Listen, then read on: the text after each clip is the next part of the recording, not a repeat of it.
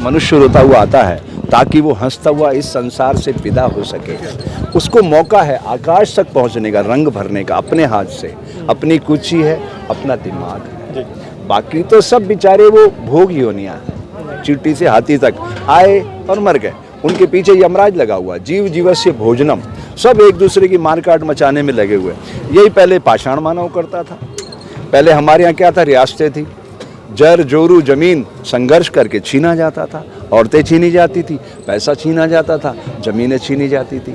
तो दुनिया ने इसको एक लोकतांत्रिक प्रयोगशाला बनाया, भारत को। अगर ये सरसब्ज हो गई तो दुनिया खुशहाली के गीत गाएगी, तब सही मायने में रामराज जाएगा, जहाँ हमारे साथ पशु पक्षी मिलके इस प्रकृति की बगिया को गुलजार करेंगे। ऐसा हो सकता है। ठीक है सर, आपने जो है आध्यात्मिक बातें बताई, लेकिन मसला ये है जो समाधान है ये आध्यात्म से हो गया, राजनीति से? बिल्कुल आध्यात्म से होगा। राजनीति का तो अंतिम लक्ष्य जो है, ये राजनीति समझ नहीं रहे ना।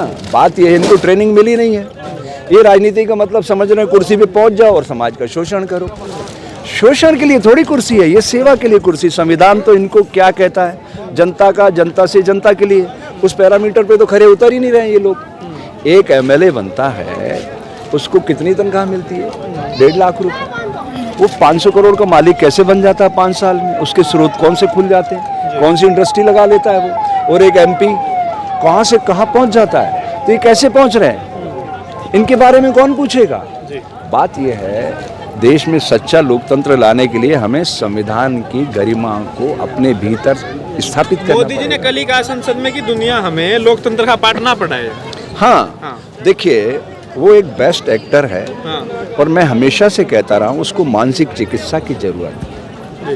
एक्टिंग करते करते दिलीप कुमार के साथ क्या हुआ, वो याददाश्त भूल गया। ठीक है, एक जो भावना प्रधान आदमी होता है वो अच्छा कलाकार होता है, लेकिन ये भावना प्रधान आदमी भी नहीं है। ये रोता भी है तो एक्टिंग के साथ रोता है। समझ रहे हैं आप? इसके दिमाग में सिर्फ एक ही चीज़ रहती है सुबह से रात तक, कि वोट कैसे बढ़ाना है। यकीनन उसके हर कदम में आप देखेंगे उसका लक्ष्य सिर्फ वोटों का ध्रुवीकरण है। देश की अर्थव्यवस्था कहाँ खड़ी है, किसान सड़कों पे दम तोड़ रहे हैं, हमारे सैनिक बेचारे जंतर मंतर पे बैठे रहे, कोई सुनने वाला नहीं 4 साल तक।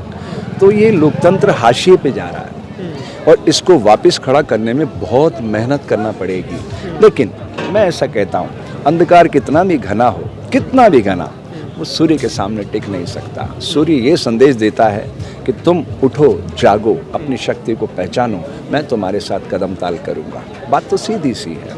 आज नहीं तो कल वो समय आएगा जिस दिन भारत के स्पिरिचुअल लीडर इस मंच पे आ जाएंगे, धार्मिक संसद करेंगे और ये संदेश होगा कि राष्ट्र के निर्माण में किसान की भूमिका एक्चुअली क्या है। उस दिन हमारे देश के हमारे लोग जो गैर जिम्मेदारी का परिचय दे रहे हैं, वो भी आत्मावलोकन करेंगे और सुधार करेंगे। ठीक है सर, आप मोटा मोटी आपका क्या अंदाजा है, कब तक समाधान निकल पाएगा? देखिए, मैं कोई ज्योतिष आचार्य तो हूँ नहीं, ना मैं कोई ऐसा गणना करने वाला व्यक्ति हूँ। मैं तो योग विषय का विद्यार्थी हूँ, बच्चों को प्रकृति से जोड़ना सिखाता हूँ। हाँ, अगर लोकसभा में मेरा सेशन हो और वो लाइव टेलीकास्ट हो तो सारी दुनिया देख सकती है कि भाषणबाजी में और असली ज़िंदगी में, रियल लाइफ में और रियल लाइफ में क्या अंतर होता है। हमारे नरेंद्र भाई ब्रांड एम्बेसडर थे 21 जून 2015 को योग के, थे ना? योग जोड़ता है, तोड़ता नहीं। योग प्रकृति से प्यार करना सिखाता है। अगर हम पंथ के नाम पे, धर्म के नाम पे सामाजिक व्यवस्था को छिन्न भिन्न कर रहे हैं, तो इसका मतलब हम योग से बहुत दूर खड़े हैं। खाली हम उसका बतौलेबाजी से प्रदर्शन कर रहे हैं, फोटो खिंचवा रहे हैं। जैसे हम लोग जेलों में जाते हैं, अब कोई आदमी आता, साहब हमें भी आपके साथ चलना है, तो मैं उनसे कहता हूँ फोटो खिंचवाने चलना है? बोले हाँ। तो उनका लक्ष्य इतना, बस फोटो खिंचवा लो। फोटो खिंचवाने से समाज की धारा को नहीं बदला जा सकता। मैं 42 साल से जेलों में काम कर रहा हूँ। धीरे धीरे परिवर्तन आता है, बीज धीरे धीरे पेड़ बनता है। पेड़ को काटने में तो 2 मिनट लगते हैं, उसको बनने में तो दशक बीत जाते हैं ना। बात ये है, तो हमें अच्छी ट्रेनिंग की ज़रूरत है। और मैं कह रहा हूँ किसान भाइयों से कि अगर मेरी 3 बातें मान लो तो ये जो हमारी चुनी हुई नाग कंपनी है, नरेंद्र अमित गौतम अडानी कंपनी, घुटनों के बल आ जाएगी। क्या बात? पहला तो ऋषि कृषि पुत्र फाउंडेशन बनाओ। हर किसान का 10 रुपया उसमें जमा होना चाहिए और 5 स्पिरिचुअल लीडर हिंदुस्तान के अलग अलग धर्मों के उसमें संरक्षक बनाओ। हर धर्म का एक स्पिरिचुअल लीडर। निर्विवाद व्यक्ति हो जिस पे कोई उंगली नहीं उठा सके देश में, और 5 ऐसे किसान। ऐसी सहमति बननी आसान है? हाँ, ऐसी सहमति बननी आसान है? अरे हाँ। इम्पॉसिबल कह रहा, आई एम पॉसिबल। दुनिया में क्या असंभव है भाई?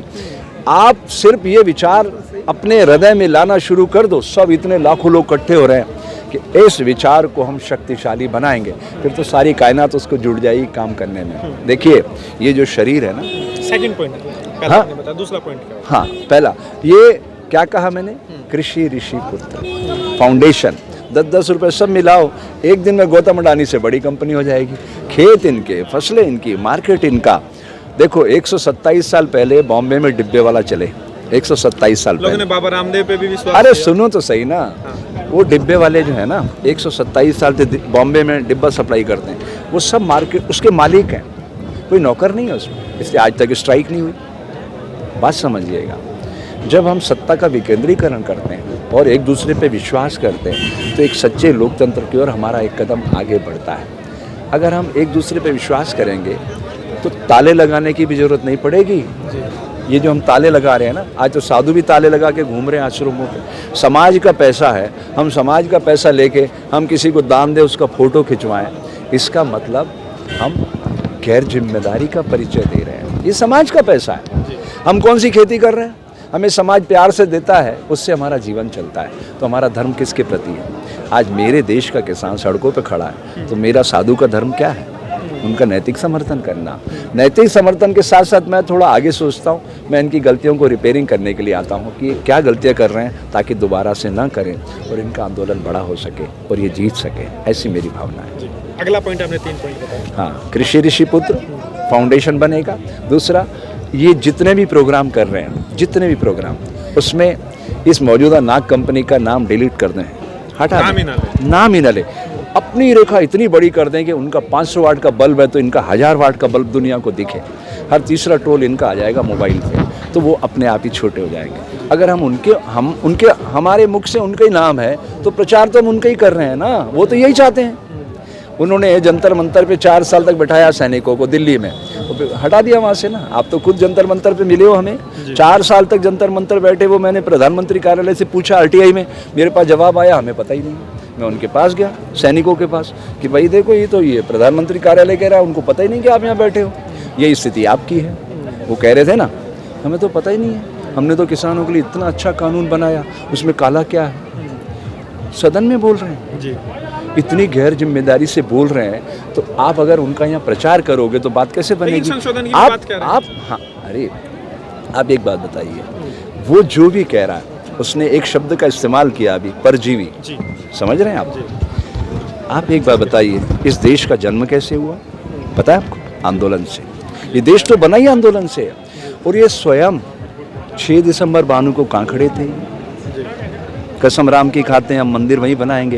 ये मार्केटिंग हेड थे। ये जो फिल्म बन रही थी जिसको अटल बिहारी जी ने लिखा था और उसको कौन चला रहे थे? लाल कृष्ण अडवाणी। उसके मार्केटिंग हेड तो नरेंद्र भाई थे।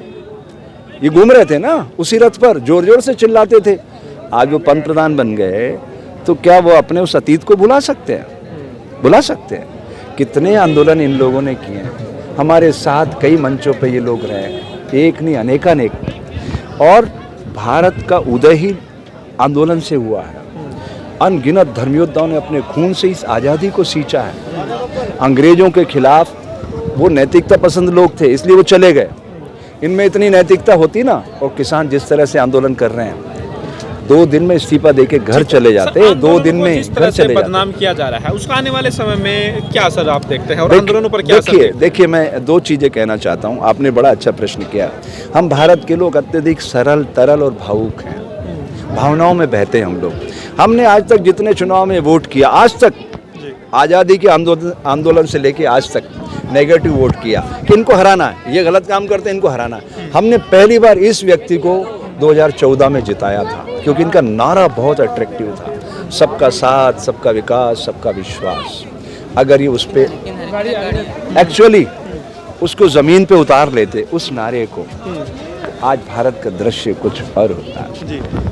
55,000 कर्जा दे के वो सरकार गई थी 2014 में। आज मेरे ऊपर 1,10,000 का कर्ज है, डबल कर्ज हो गया। तो इसका मतलब हम सब ने गैर जिम्मेदारी का परिचय दिया है। अच्छे लोकतंत्र के लिए सबसे पहला काम होता है देश की जनता को जिम्मेदार भूमिका में लाना। ये नागरिक दायित्वों का प्रश्न है। अगर कोई आदमी सोशलॉजी पढ़ता है तो वो जानता है कि भीड़ में, नागरिक में, श्रोता में, वक्ता में, प्रवक्ता में क्या अंतर होता है। ये भीड़ नहीं है, ये देश का किसान है। आप भीड़ के विवेक को कमज़ोर कर सकते हो, लेकिन ये किसान है, इनके दर्द को आपको सुनना होगा। और इनके दर्द से जब आप जुड़ेंगे तो आपको लगेगा ये तो आज़ादी के बाद पहली बार इस तरह से अपना हक मांगने आया है, तो इनका हक तो इनको देना ही पड़ेगा और खुशी खुशी देना चाहिए। इतना संघर्ष क्यों? आप कटीले तार लगाओगे, अंतर्राष्ट्रीय सीमा बनाओगे तो दुनिया में आपकी छवि कैसे उभर रही है? और फिर बातचीत की भी बात करें कि हम बात करने को तैयार हैं। भाई देखो ना, इधर तो आप तार बिछाते हो और इधर आप बातचीत, मतलब आप जो भी बात है आपका खुला, आप ओपन हार्ट बात कहो ना, जो भी आपको करना कि भाई मैं आपकी बात नहीं मानूंगा, मैं तो आपको गोलियों से भूनूंगा, आप बोल दो। तो कहते हैं उन्होंने कानून वापस नहीं होंगे। देखिए, दो चीजें हैं, आप बात समझिए। कानून वापस नहीं होंगे, फिर वो कह रहे हैं हम संशोधन कर सकते हैं, फिर वो कह रहे हैं 1.5 साल होल्ड कर सकते हैं। इसका मतलब क्या है? आप डबल स्टैंडर्ड गेम खेल रहे हो ना। ये राजनीति में ऐसा नहीं होता। राजनीति में आपका पोर्टफोलियो क्लियर होना चाहिए। एक ज़माना था, मैंने देखा बड़े बड़े लोग, उनसे मंच पे लोग कुछ घोषणा करवाना चाहते थे, उन्होंने कहा नहीं साहब, जो हम काम कर नहीं सकते उसको हम यहाँ पे स्वीकार नहीं करेंगे, कल हमें वो जिम्मेदारी पूरी करना होगी। वो चुनाव हार गए वो लोग। मैंने देखा पूर्व मध्य प्रदेश के अंदर दोनों मुख्यमंत्री एक नए बच्चे के सामने चुनाव हार गए, क्योंकि जनता चाहती थी कि आप ये हमें घोषित करो, लेकिन उन्होंने नहीं किया, हार गए चुनाव। ये हमारा जो जनतंत्र है ये एक प्रयोगशाला है। अगर हम इसको ठीक तरीके से लेके चलें तो एक दिन आएगा भारत जैसा लोकतंत्र संसार में कहीं भी नहीं होगा, क्योंकि भारत की पहचान साधुता से है। भारत में 70 लाख लोग हैं साधु बनने वाले। कितने? 70 लाख। अगर और 6,32,000 गांव हैं, 10-10 साधु एक गांव को गोद ले लें तो भारत गरीबी से सदा सदा के लिए मुक्त हो सकता है। साधु के प्रति समाज की कितनी भावना है। अगर साधु इस मंच पे आएंगे और अपनी करुणा का भाव समाज के सामने रखेंगे और दूसरे दिन वो सब प्रधानमंत्री कार्यालय जाएंगे और उनकी बात सुनेंगे, किसानों की बात वो सुन चुके होंगे और सेतु बन के उपचार करेंगे बीमारी का, तो ऐसी कौन सी बीमारी जिसका इलाज संभव नहीं? बीमारी आती तभी उसके पहले इलाज आ जाता है। प्रकृति में कोई भी चीज निर्बीज नहीं है। बीजेपी को समर्थन है। हाँ जी, बड़ी संख्या में साधु संतों का बीजेपी को समर्थन। देखिए, ये भ्रांत धारणा है। उन्होंने साधु का धर्म है समाज की सोई चेतना को जगाना, ठीक है। और एमपी भी है बीजेपी। कांग्रेस को लंबे समय समाज ने भरोसा रखा ना, समाज ने उनको पर सबसे ज्यादा समय तो उन्हीं का रहा है। उन्होंने किसान की क्या इस माली हालत को सुधार किया? नहीं किया। तो लोगों ने सोचा ये बहुत अच्छी बातें कर रहे हैं, इनको मौका दो। जनता ने मौका दे दिया ना। अब ये तो इनका धर्म था, ये कहते थे कि हमें मौका मिलेगा तो हम उनसे अच्छा शासन देंगे, नहीं दे पाए ना। अब समाज के पास विकल्प क्या है? विकल्प है, बच्चों को ट्रेनिंग दी जाए, राजनीति में लाने से पहले उन्हें आत्मानुशासन की भट्टी में तपाया जाए, उन्हें सिखाया जाए कि राजनीति का मर्म क्या होता है, सेवा करना। राजनीति परमार्थ का कार्य है, लूट खसोट का धंधा नहीं है। राजनीति सेवा का माध्यम है। जिस दिन ऐसा हो जाएगा भारत में एक सच्चे लोकतंत्र का उदय हो जाएगा। धन्यवाद।